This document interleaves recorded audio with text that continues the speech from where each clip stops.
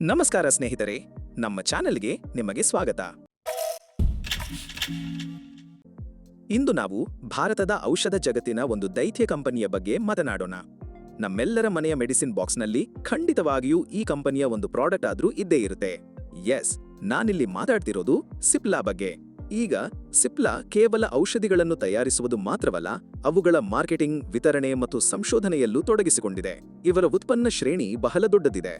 API ಅಂದರೆ ಔಷಧಿಗಳನ್ನು ತಯಾರಿಸಲು ಬೇಕಾದ ಮೂಲ ರಾಸಾಯನಿಕಗಳು, ಜೆನೆರಿಕ್ಸ್ ಅಂದರೆ ಕಡಿಮೆ ಬೆಲೆಯಲ್ಲಿ ಸಿಗುವ ಗುಣಮಟ್ಟದ ಔಷಧಿಗಳು, ಒಟಿಸಿ ಅಂದರೆ ವೈದ್ಯರ ಪ್ರಿಸ್ಕ್ರಿಪ್ಷನ್ ಇಲ್ಲದೆ ನೇರವಾಗಿ ಕೊಂಡುಕೊಳ್ಳಬಹುದಾದ ಔಷಧಿಗಳು, ಮತ್ತು ಬಯೋಸಿಮಿಲರ್ಸ್ ಮತ್ತು ನ್ಯೂಟ್ರಾಸ್ಯೂಟಿಕಲ್ಸ್. ಕಂಪನಿಯು ಮುಖ್ಯವಾಗಿ ಶ್ವಾಸಕೋಶಕ್ಕೆ ಸಂಬಂಧಿಸಿದ ಸೋಂಕು ನಿವಾರಕ, ಹೃದಯ ಸಂಬಂಧಿ ಮತ್ತು ಕ್ಯಾನ್ಸರ್ ಚಿಕಿತ್ಸೆಯ ಔಷಧಿಗಳ ಮೇಲೆ ಹೆಚ್ಚು ಗಮನ ಹರಿಸುತ್ತದೆ.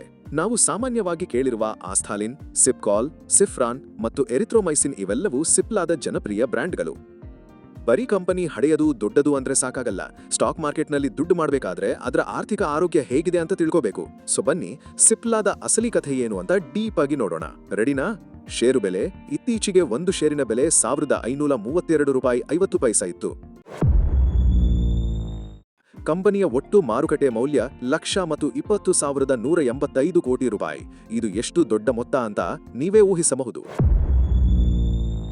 ಸರಿ, ಯಾವುದೇ ಕಂಪನಿಯಲ್ಲಿ ಹೂಡಿಕೆ ಮಾಡುವ ಮುನ್ನ ಅದರ ಮೌಲ್ಯಮಾಪನ ಮತ್ತು ಆರ್ಥಿಕ ಸ್ಥಿತಿಯನ್ನು ನೋಡುವುದು ಬಹಳ ಮುಖ್ಯ.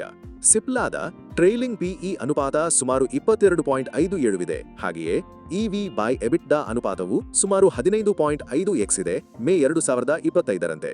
ಇದರ ಸರಳ ಅರ್ಥ, ನೀವು ಸಿಪ್ಲಾದ ಪ್ರತಿ ₹1 ಲಾಭ ಗಳಿಸಲು ₹22 ಕೊಡೋಕೆ ಸಿದ್ಧರಿದ್ದೀರಾ ಅಂತ. ಇದು ಇಂಡಸ್ಟ್ರಿಗೆ ಹೋಲಿಸಿದ್ರೆ ಡೀಸೆಂಟ್ ಆಗಿದೆ. ಅಂದ್ರೆ ತುಂಬಾ ದುಬಾರಿನೂ ಅಲ್ಲ, ತುಂಬಾ ಅಗ್ಗನೂ ಅಲ್ಲ, ಒಂದು ನ್ಯಾಯಯುತ ಬೆಲೆ ಅಂತ ಹೇಳಬಹುದು. ಮಾರ್ಚ್ 2025ರ ಅಂತ್ಯಕ್ಕೆ ಸಿಪ್ಲಾದ ಷೇರುದಾರರ ನಿಧಿ ಬರೋಬ್ಬರಿ ₹32,000 ಕೋಟಿ ಇತ್ತು. ಅತಿ ಮುಖ್ಯವಾದ ಅಂಶವೆಂದರೆ ಕಂಪನಿಯ ಮೇಲೆ ಯಾವುದೇ ದೀರ್ಘಕಾಲಿಕ ಅಥವಾ ಅಲ್ಪಕಾಲೀನ ಸಾಲಗಳಿಲ್ಲ, ಅಂದರೆ ಝೀರೋ ಡೆಟ್. ಇದು ಅತ್ಯಂತ ಬಲಿಷ್ಠವಾದ ಆರ್ಥಿಕ ಸ್ಥಿತಿಯ ಸಂಕೇತ. ಮಾರ್ಚ್ 2024ರಲ್ಲಿ ₹7,708 ಕೋಟಿ ಇದ್ದ ಶುದ್ಧ ನಗದು ಜೂನ್ 2025ರ ಮೊದಲ ತ್ರೈಮಾಸಿಕದಲ್ಲಿ ₹10,379 ಕೋಟಿ ಏರಿಕೆಯಾಗಿದೆ.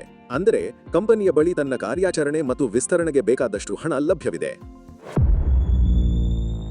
ಜೂನ್ 2025ರ ಅಂತ್ಯಕ್ಕೆ ಕಂಪನಿಯ ಒಟ್ಟು ಸಾಲ, ಲೀಸ್ ಹೊಣೆಗಾರಿಕೆ ಸೇರಿ ಕೇವಲ ₹459 ಕೋಟಿ ಇದೆ.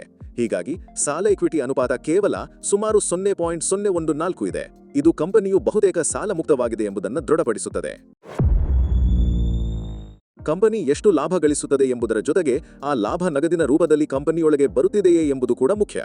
FY 2025ರಲ್ಲಿ ಸಿಪ್ಲಾದ ಕಾರ್ಯಾಚರಣೆಯಿಂದ ಬಂದ ನಗದು ₹5,005 ಕೋಟಿ ಆಗಿತ್ತು. ಇದು ಕಂಪನಿಯ ಇತಿಹಾಸದಲ್ಲೇ ಅತಿ ಹೆಚ್ಚಿನ ಮಟ್ಟವಾಗಿದೆ. ಆದರೆ ಹೂಡಿಕೆ ಮತ್ತು ಹಣಕಾಸಿನ ಚಟುವಟಿಕೆಗಳಿಂದ ಹಣದ ಹೊರಹರಿವಿರುವುದರಿಂದ ಒಟ್ಟಾರೆ ಶುದ್ಧ ನಗದು ಹೆಚ್ಚಳ ಕೇವಲ +30 ಕೋಟಿ ಆಗಿದೆ. ಇದು ಕಂಪನಿಯು ತನ್ನ ಭವಿಷ್ಯಕ್ಕಾಗಿ ದೊಡ್ಡ ಮಟ್ಟದಲ್ಲಿ ಹೂಡಿಕೆ ಮಾಡುತ್ತಿದೆ ಎಂಬುದನ್ನು ಸೂಚಿಸುತ್ತದೆ. ಸಿಪ್ಲಾ ಬೇರೆ ಕಂಪನಿಗಳಿಗಿಂತ ಹೇಗೆ ಭಿನ್ನ? ಅದರ ಶಕ್ತಿ ಎಲ್ಲಿದೆ? ಬಲಿಷ್ಠ ಬ್ರ್ಯಾಂಡ್ಗಳು. ಉಸಿರಾಟದ ಔಷಧಿಗಳ ವಿಭಾಗದಲ್ಲಿ ಸಿಪ್ಲಾ ಕಿಂಗ್ ಆಗಿದೆ. ಫೋರಕಾರ್ಟ್ನಂತಹ ಬ್ರ್ಯಾಂಡ್ಗಳು ಮಾರುಕಟ್ಟೆಯಲ್ಲಿ ಪ್ರಾಬಲ್ಯ ಹೊಂದಿವೆ. ದಕ್ಷಿಣ ಆಫ್ರಿಕಾದ ಆಕ್ಟರ್ ಫಾರ್ಮಾ ಕಂಪನಿಯನ್ನು $49 ಮಿಲಿಯನ್ ಖರೀದಿಸುವ ಮೂಲಕ ಸಿಪ್ಲಾ ತನ್ನ ಅಂತಾರಾಷ್ಟ್ರೀಯ ವ್ಯಾಪ್ತಿಯನ್ನು ವಿಶೇಷವಾಗಿ ಒಟಿಸಿ ವಿಭಾಗದಲ್ಲಿ ವಿಸ್ತರಿಸುತ್ತಿದೆ.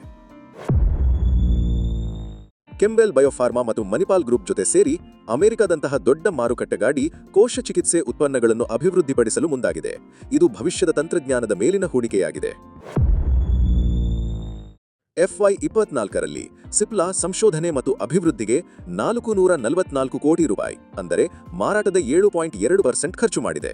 ಇದರ ಫಲವಾಗಿ ಗೋವಾ ಫ್ಯಾಕ್ಟರಿಯಲ್ಲಿ ತಯಾರಾಗುವ ಕ್ಯಾನ್ಸರ್ ಔಷಧಿ ಆಬ್ರಾಕ್ಸಿನ್ಗೆ US FDA ಅನುಮೋದನೆ ಸಿಕ್ಕಿದೆ. ಇದು FY 26ರಲ್ಲಿ ಬಿಡುಗಡೆಯಾಗಲು ನಿರೀಕ್ಷಿಸಲಾಗಿದೆ. ಹಾಗಾದ್ರೆ ಇತರೆ ದೊಡ್ಡ ಕಂಪನಿಗಳಿಗೆ ಹೋಲಿಸಿದರೆ ಸಿಪ್ಲಾ ಹೇಗಿದೆ?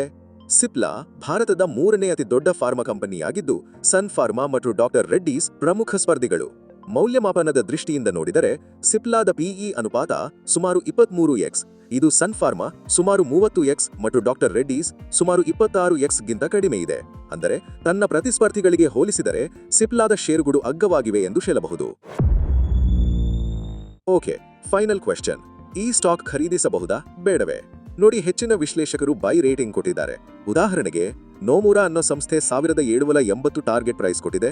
ನನ್ನ ವೈಯಕ್ತಿಕ ಅನಿಸಿಕೆ ಹೇಳುವುದಾದ್ರೆ ಕಂಪನಿಯ ಫೈನಾನ್ಷಿಯಲ್ಸ್ ಸಖತ್ ಸ್ಟ್ರಾಂಗ್ ಆಗಿದೆ, ಸಾಲ ಇಲ್ಲ, ಕೈ ತುಂಬ ಕಾಸಿದೆ, ಭವಿಷ್ಯಕ್ಕೂ ಒಳ್ಳೆ ಯೋಜನೆಗಳಿವೆ, ವ್ಯಾಲ್ಯೂಯೇಷನ್ ಕೂಡ ಆಕರ್ಷಕವಾಗಿದೆ. ದೀರ್ಘಕಾಲಕ್ಕೆ ಇದು ಒಂದು ಒಳ್ಳೆ ಆಯ್ಕೆಯಾಗಬಹುದು. ಗಮನಿಸಿ, ಈ ವಿಡಿಯೋ ಕೇವಲ ಶೈಕ್ಷಣಿಕ ಉದ್ದೇಶಕ್ಕಾಗಿ ಮಾತ್ರ.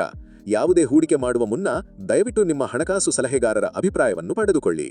ಈ ವಿಡಿಯೋ ಇಷ್ಟ ಆಗಿದ್ರ ಒಂದು ಲೈಕ್ ಕೊಡಿ, ನಿಮ್ಮ ಅನಿಸಿಕೆ ಏನು ಅಂತ ಕಾಮೆಂಟ್ ಮಾಡಿ ಮತ್ತು ನಮ್ಮ ಚಾನೆಲ್ಗೆ ಸಬ್ಸ್ಕ್ರೈಬ್ ಆಗೋದನ್ನ ಮರಿಬೇಡಿ.